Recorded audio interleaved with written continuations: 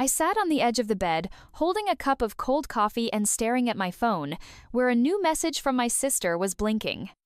We decided it's better if you just watch the live stream. No greeting.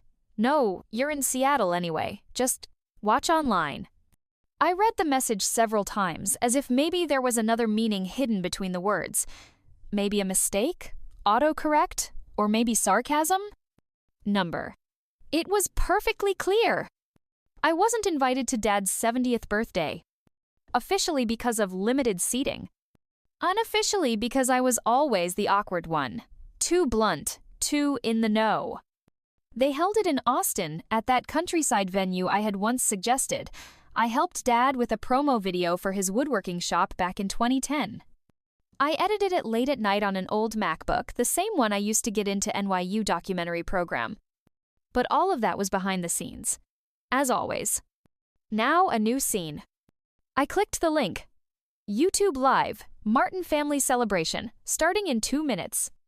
I knew I shouldn't, but I turned it on anyway. The screen flickered, and there was Mom's familiar face. Too much bright lipstick. She raised a glass and spoke about family values and traditions. The camera shook. One of the nieces was holding the phone. Faces flashed. My sister Candace with her husband, my brother Brian in a new suit, Aunt Linda with her usual martini. Everyone was there. Except me. All right, I muttered, setting the cup on the nightstand. Let's see how they play this. I started recording on my laptop. Out of habit, I opened my editing program as if I was going to cut a video. But no, this wasn't work. It was a test. Next up was my brother. He began talking about how Dad inspired us all, how each of us took our own path, but always with a sense of duty. I sat still, listening as he spoke of unity and support, never mentioning me or any of the projects I helped launch to keep our family business afloat. Finally, Dad took the microphone. He was always expressive, not an actor, just a man who knew how to hold an audience. Thank you all for coming today. This family is my greatest achievement. I almost turned it off. Almost.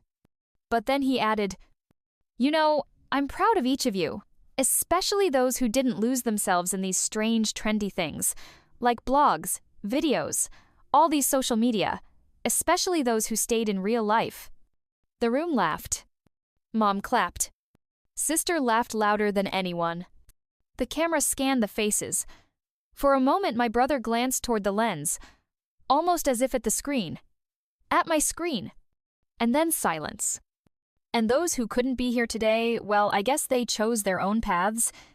My fingers went white from gripping the mug so tightly. Chose? I didn't choose to be excluded. I just once said I wasn't going to edit someone else's version of the truth. Applause started on the screen. Cake slices. Toasts. I closed the laptop. Saturday down on the floor. And said aloud, This isn't a story about a birthday. It's about how I was excluded, so I'd finally include myself. At that moment, I didn't yet know I'd open my archives, that I'd gather proof, that my name would appear on screen again, but on my terms. I only knew. They didn't want me there. But now I know why I was here. Sometimes rejection doesn't happen suddenly. It starts with a look at dinner. With a single, there you go again. With a slight smirk when you simply ask, Why wasn't I asked? My name is Eliza, but in the family it was more often Ciplos Arantevantes. Eliza, don't start. Or, You're making things complicated. Flashback, I'm 14. Family dinner on Independence Day. Candace, my sister, rehearses a speech for some school event. Dad adjusts his tie like he's the one giving the speech, not her. Mom insists everyone behave nicely because we're filming a little family video. For YouTube. For Facebook. For the archive. I hold the camera. I film. Quietly. Then I walk up to Mom and say, You know, this looks staged. Maybe we should show how we argued in the kitchen about the recipe? She looks at me like I'm a cockroach. You're complicating everything again. It was always like that. When I refused to wear matching pajamas for the family Christmas card, you're complicating things. When I chose a black dress for prom instead of pastel, because I didn't want to be just another girl for the picture, you just want to stand out. When after college I chose documentary filmmaking about homeless veterans instead of a PR agency job, why do you always dig into the dark stuff? I wasn't kicked out. I was pushed aside, step by step. In the family chat group, I started getting fewer messages. If I wrote, "Can we discuss how you portrayed me in Dad's biography?" No reply. Once I heard from Aunt, "Mom says you just love making a drama out of everything." Interesting, isn't it? When a boy makes a film, he's the next Spielberg. When a girl films, she makes a mountain out of a molehill. I really did make films.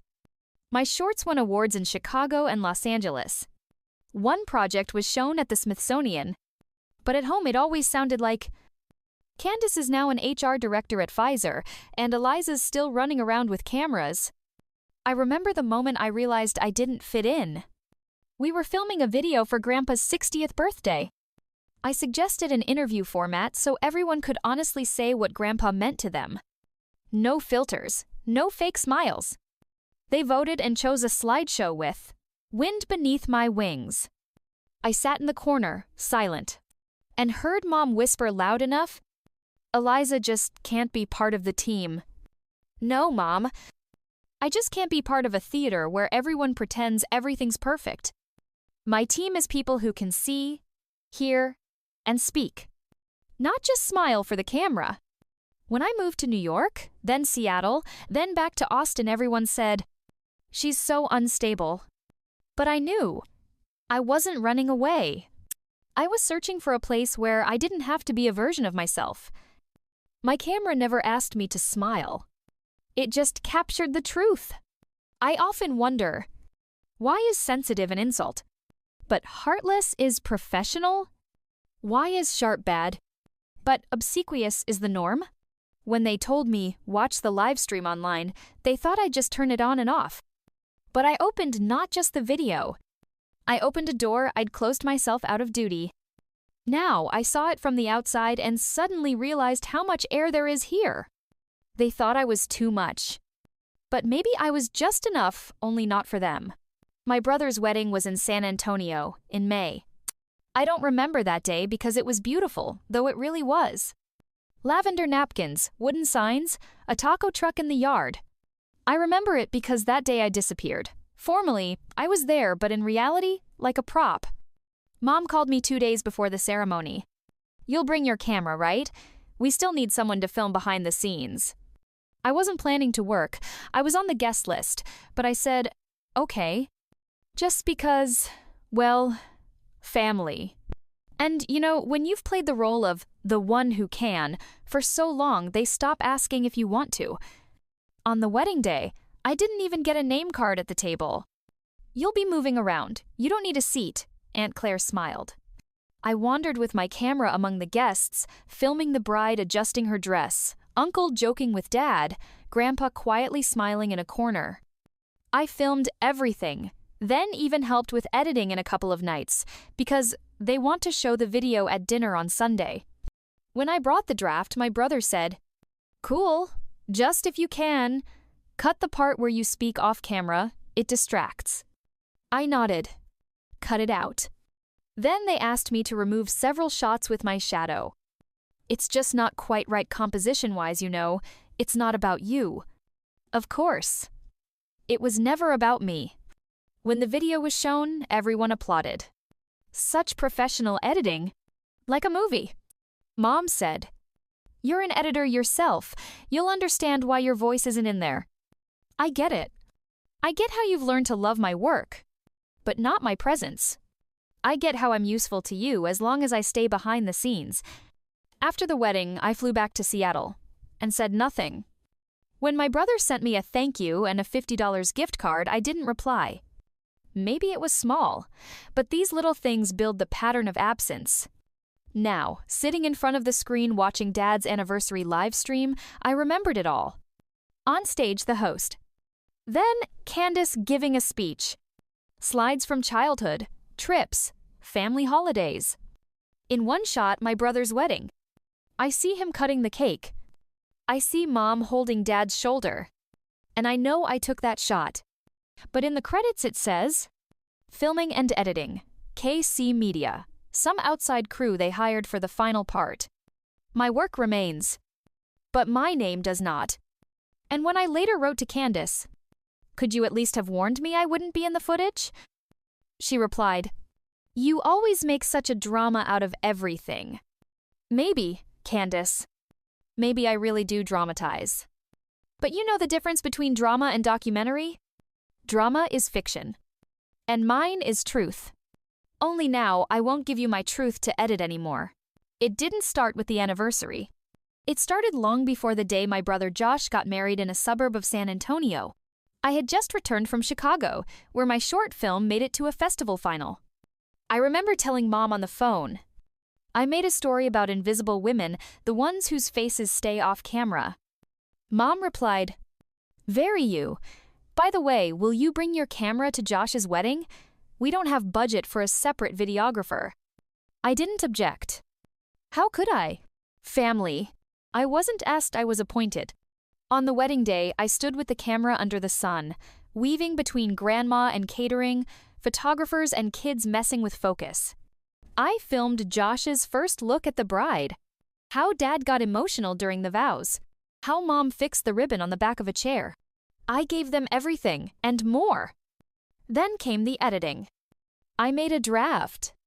Added music, transitions, some tender slow-motion shots. But when I showed the first cut, Josh frowned. "You talk off camera at one part, maybe cut it?"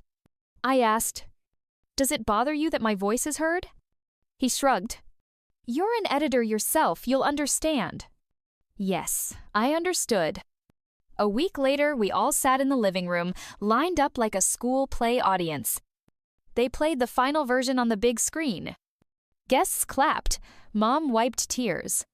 Someone whispered, "Who filmed? Such beautiful shots." Mom answered, "We hired some folks through friends, professionals." I sat in the corner, silent. I already learned it's useless to speak. Because as soon as you say, "I filmed this," they reply, "Oh, come on, you're dramatizing again." That's when what I now call ghost participation began. You're sort of there. You're sort of useful. But no one sees you as a whole person. Your hands, you're a resource. Not a guest, not the center. Your service. And over time, it becomes normal. You stop expecting an invitation to the table. You just come by, clear the plates, wipe the crumbs. And smile. Because if you don't smile, you're dramatizing again. When I opened the live stream of Dad's anniversary, I saw the same pattern. Candace on stage. Mom smiling. A slideshow photos from the same folders I once edited. Shots I took again without credit. My work again labeled Family Heritage. My name nowhere. And yes, I heard that voice in my head again. You're dramatizing again. But here's the thing. If you live in a house with a gas leak and you're the only one who smells it, you're not dramatizing. You're just the only one who hasn't lost their sense. Since that day, I decided, if I make films, they won't be about them. They'll be about me. About those hidden behind the camera. About those told, "You're too much," just because they stand out. I'm not against being an editor. I just won't cut myself out of the final version anymore. I'm sitting on the couch, legs crossed, laptop on my lap. On the screen, YouTube Live, video quality so-so, sound slightly muffled. But I'm watching, even if no one expected me to be here. The scene, a hotel ballroom in Austin. A wide banner, celebrating 65 years of Richard Keller. My father is front and center wearing a suit, looking strong as always. Next to him, Mom, Candace, Josh, almost the whole family showcase assembled. Everyone's in the frame, except me. The usual speeches start. Candace reads a list of Dad's achievements. He built the company from scratch. He inspired, he taught. Her voice wavers slightly, but she keeps it professional. She speaks confidently, smoothly, as if rehearsed. Next up, Josh, telling a silly story about how Dad taught him to back up in an empty Walmart parking lot. The guests laugh. It feels like a sitcom episode with perfect lighting and timing. I could almost smile. But I can't. Because I know. This live stream is like a family album only with carefully cut out pages. Then an unexpected moment. The mic is handed to Mr. Sam Carlson, an old family friend, Uncle Sam, as we called him. He owned a warehouse in Round Rock and once lent Dad money for equipment. Now he's gray, a bit stooped, but with the same kind smile. He takes the mic. Smiles at Dad, then at the crowd. I remember back in 2010 when things were really rough for Rich. My pulse quickens. I know what he means. But could he really say it? And then Eliza shot that video, what did you call it? Rebuild the brand. We sent it out to all clients. It really saved the business back then. By the way, why wasn't that included in the highlights? A brief pause. As if the air is sucked out of the room. Someone coughs awkwardly off camera. The camera jerks and quickly shifts away, shows the snack table, then cuts to the host. But I already heard all I needed. Memories flood back like a film rewinding. 2010. Dad is nervous. The company is losing clients. He says, people don't believe in us. We need something convincing. I was a sophomore at NYU Film School. Came home for the summer. Shot a short documentary in 3 days about the company, its beginnings, values, clients. Added music. Edited at night on Mom's laptop while she baked muffins. They showed the video to the investor. He believed. Helped. The company stayed afloat. Dad said then, "You're our hero," like a director in her element. And then nothing. No mention. No credit in annual reports, slides, or company history. Just vanished. And now again. Even when said out loud, it's cut out of the frame. But I see it differently. This moment isn't a slip-up, not a mistake. It's a crack in the facade. People who've been telling the same story for so long suddenly couldn't edit reality in real time. I sit on the couch, set the laptop aside. Open notes on my phone. I write, "Rebuild the brand." Directed by E. Keller, summer 2010. Filmed, deleted, remembered. The voiceover returns. Eliza, you can cut out a lot, but memory is stubborn. And it will always find the frame that won't fit their script. I couldn't remember for a long time where I saved that first version. 2010 feels like another era before TikTok, before the cloud, before everything. But memory is stubborn, and I remember the disc, labeled in marker, was in a box in the garage. On the cover, Rebuild Draft, Final, Mauve. Yes, the classic final every creative knows. I put the disc into the old player, connected via adapter to my MacBook. The screen flickered. And then it played. The very same shots. A dusty hanger, Dad in a work apron, my hands holding the camera. His voice, a little unsure but honest. And my off-screen question. If you could describe Brooks Metalworks in 3 words? Dad looks straight into the lens. Reliable, people, daughter. I rewind and pause on the final title card. White screen. On it, the logo I designed myself back then in Illustrator. And the credit. A film by Eliza Keller. Small letters but clear. This video was once shown to partners, clients, suppliers. It really boosted sales. It really saved the company. But then, it vanished. From the narrative, from the archives, from the thanks, from the family. I copy the file. Open iMovie. Create a short video. The screen shows the title. Family edits, what they cut. No sound. Just old footage. My off-screen questions. Those lines I hadn't heard from them for years once said, then cut out. I add no comments. No subtitles, no intro. No. I did this. No accusations. Just publish it as is. I upload it to Vimeo because it's not for going viral. It's for truth. Even if only 3 people see it. Let one be me. I call the video version 0. The one before silence. I don't send the link to anyone. Just set a reminder for myself. Watch again in a year, and remember that I am, and I will be. The phone rings on a Saturday at 8:17 a.m. It's already a sign Mom knows. I look at the screen. Contact. Mom. TX.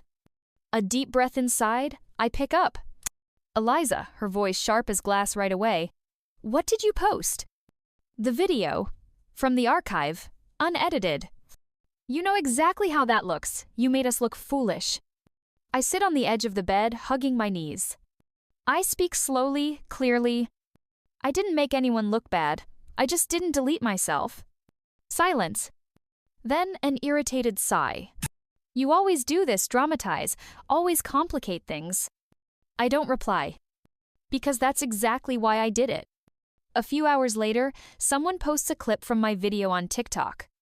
An unknown girl with the handle at filmgrad88 writes underneath, "Imagine being cut out of your own legacy. Imagine them pretending you never held the camera." The clip hits 400K views in a day. Comments start pouring in.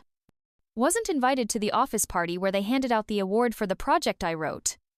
My sister makes a family calendar every year. I'm not in any photos. Thank you for showing this. I thought I was the only one. My inbox fills up. No grand speeches. Just dozens of, "Thank you. I thought I was alone." Now I'll make my own version. I saved my disk too. Mom doesn't call again. But Candace sends a WhatsApp message. That was unexpected, but I get it. Maybe you needed that. I reply briefly. Not just me. Because memory isn't private property. Especially when someone tries to rewrite it. The podcast studio in Brooklyn, bright, cozy, with pale green walls and soft microphones like plush cupcakes. On the table, a cup with the show's logo, invisible credits. The host, Lauren, smiles. Today, we have Eliza Morgan documentary, filmmaker, editor, someone whose work you might have seen, but whose name you may have missed. I smile back. Hello. And yes, that's exactly what we're talking about today.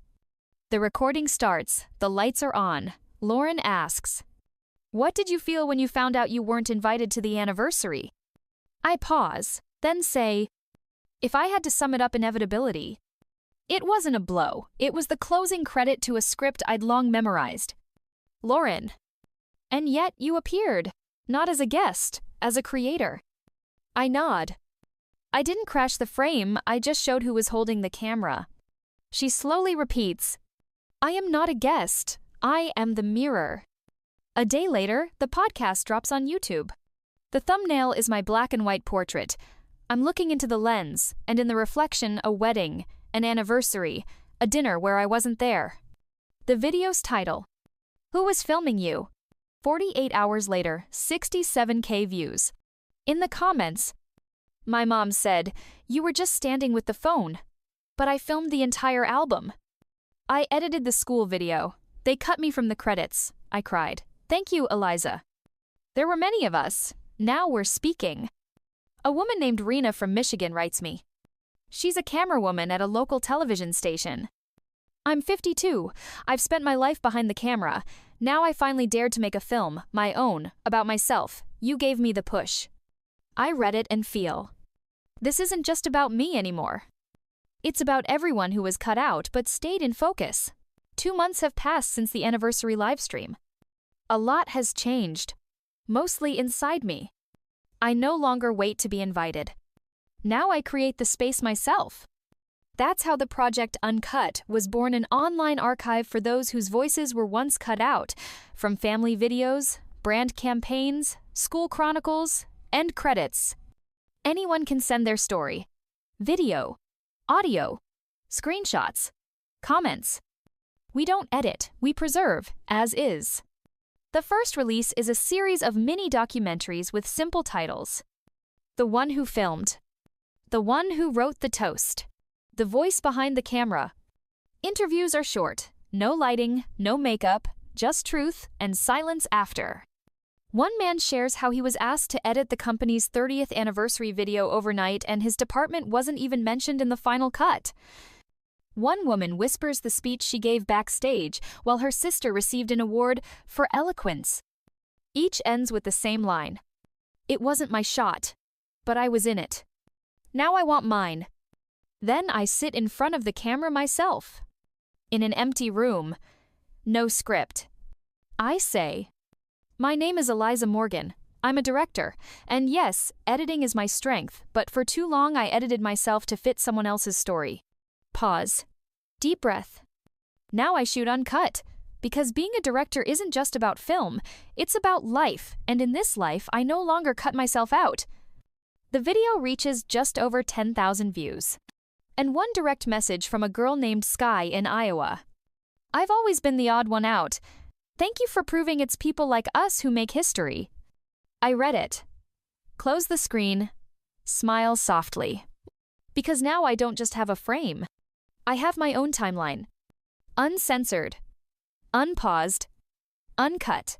A few days after the uncut video series started gaining traction, I'm sitting in my small office scrolling through comments when a notification pops up, a voice message from my brother, Michael.